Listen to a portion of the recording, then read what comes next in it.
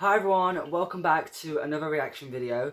So this video is not something that I was sure that I wanted to really do. But someone requested for me to react to it anyway. And it says the last 10 minutes of the video is the most saddest emotional part. So I'm going to react to the last 10 minutes of the video. I don't want to react to the whole thing because it would be too long. But it is Kevin Costner's speech at the late great Whitney Houston's funeral. And I probably am going to get emotional because Whitney Houston is one of my inspirations. She's, one of the GOATs. She's one of the greatest of all time. She is the definition of a singer. And I remember when Whitney passed. I remember exactly what I was doing. I was outside in the garden. I think I was at the time, and my mum was watching TV, and she was really emotional, watching it, and she was like, "Oh my God, this can't be true." And at that time, because I was only 12 years of age when Whitney passed, of course I knew who Whitney was, who doesn't, but I wasn't like really a fan of her then. And then when she passed, I started playing her songs on the radio, and that's when I really was like, wow, what a great voice, what a great artist. And I just fell in love with her songs and fell in love with her. So yeah, this is probably going to be, I didn't actually watch the funeral when it was on TV, but my mum did. But yeah, it's going to be emotional for me, probably. But let's watch it from here, 10 minutes. And let's just get through it. Patience, an awesome promise of what was to come, but still needing to hear from her mother about how she was received. Was she good enough? Could I have done better? Did they really like me? Or were they just being polite because they were scared of you, sissy? These are the private questions that Whitney would always have, that would always follow her. At the height of her fame as a singer, I asked her to be my co-star in a movie called The Bodyguard. I thought she was the perfect choice. Amen. But the red flags came out immediately. Maybe I should think this over a bit. I was reminded that this would be her first acting role. We could also think about another singer, was a suggestion. Maybe somebody white. Nobody ever said it out loud, but it was a fair question. I don't want to pause this because I want to really get into it and listen to what he's saying. But honestly, The Bodyguard, I couldn't imagine that with another artist. And I think I heard at one time that apparently Madonna was going to do it. And I was like, no, I didn't see that. It was. There would be a lot riding on this. Maybe a more experienced actress was the way to go. It was clear I really had to think about this. I told everyone that I had taken notice that Whitney was black.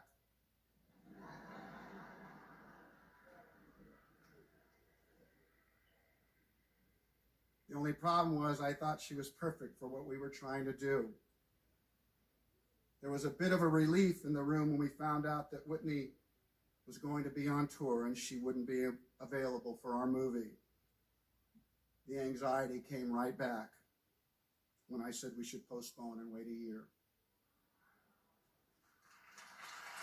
He really wanted us to do the movie then.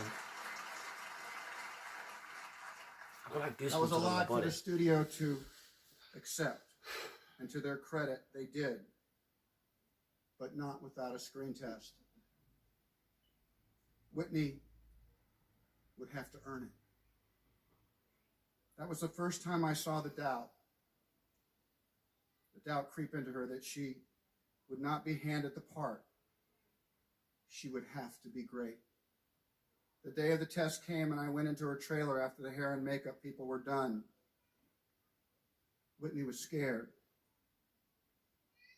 Arguably the biggest pop star in the world wasn't sure if she was good enough. I already can feel myself being emotional. She didn't think just she looked realising right. that this is real. And There were a still doesn't thousand seem things real. to her that seemed wrong. I apologise for background I noise held as her well. hand and told her that she looked beautiful.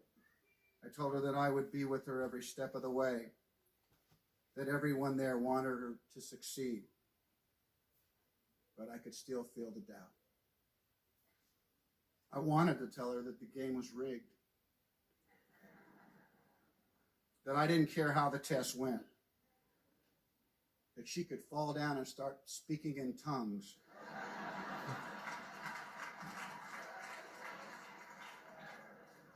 That somehow I would find a way to explain it as an extraordinary acting choice.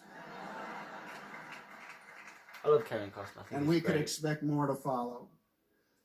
And gee, weren't we lucky to have her?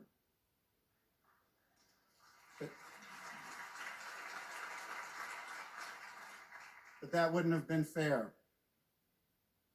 It wouldn't have been fair to Lawrence Kasdan, who'd written the screenplay 15 years earlier. It wouldn't have been fair to my partners at Warner Brothers. And it wasn't the right signal to send to Whitney. She took it all in and asked me if she could have a few minutes by herself and would meet me on the set. I was sure she was praying. After about 20 minutes later, she came out. We hadn't said 4 lines when we had to stop. The lights were turned off, and I walked Whitney off the set and back to her room. She wanted to know what was wrong. And I needed to know what she had done during those 20 minutes. She said nothing, in only a way that she could. Nothing. So I turned her around so that she could see herself in the mirror, and she gasped. All the makeup on Whitney's face was running. It was streaking down her face, and she was devastated. She didn't feel like the makeup we'd put on her was enough, so she wiped it off and put on the makeup that she was used to wearing in her music videos. It was much thicker, and the hot lights had melted it.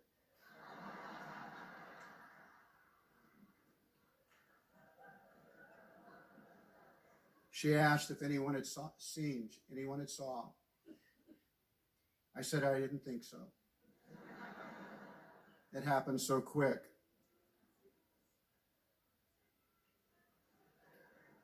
She seemed so small and sad at that moment. And I asked her why she did it. She said, I just wanted to look my best. It's a tree we could all hang from. The unexplainable burden that comes with fame.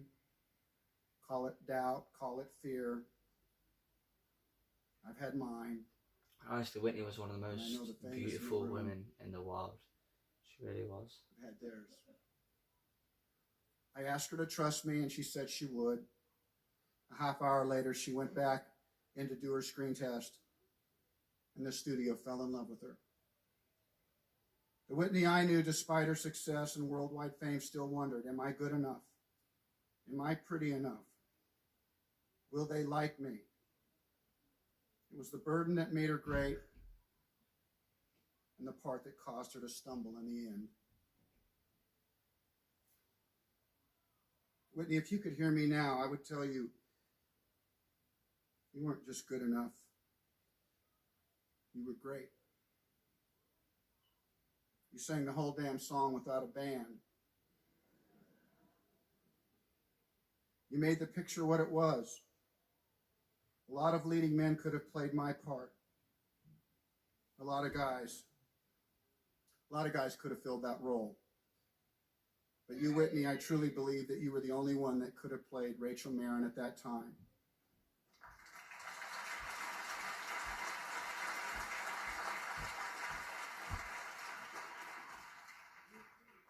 You weren't just pretty. You were as beautiful as a woman could be. And people didn't just like you, Whitney. They loved you. I was your pretend bodyguard once, not so long ago. And now you're gone. Too soon, leaving us with memories of a little girl who stepped bravely in front of this church, in front of the ones that loved you first, front of the ones that loved you best and loved you the longest. Then boldly you stepped into the white-hot light of the world stage. And what you did is the rarest of achievements. You set the bar so high. This is Yes Island. Why from the moment when I start getting emotional and actually really listen to it, will I have to give me an advert? I don't want no adverts. Let's carry on. Thank you. Achievements. You set the bar so high that professional singers, your own colleagues, they don't want to sing that little country song. What would be the point? Now the only one who sing your songs are young girls like you, who are dreaming of being you someday. And so to you, Bobby, Christina, and to all those young girls who are dreaming that dream, but maybe thinking they aren't good enough. I think Whitney would tell you, guard your bodies and guard the precious miracle of your own life. And then sing your hearts out, knowing that there's a lady in heaven who is making God himself wonder how he created something so perfect. So off you go, Whitney. Off you go.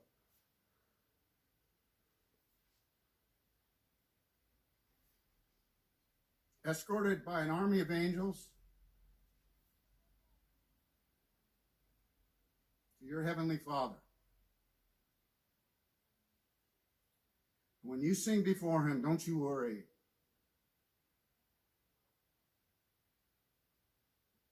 You'll be good enough.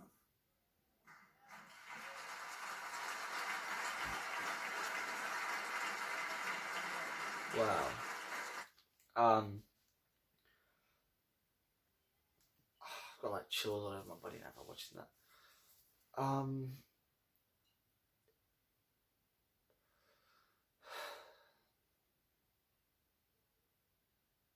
It's so sad to know that somebody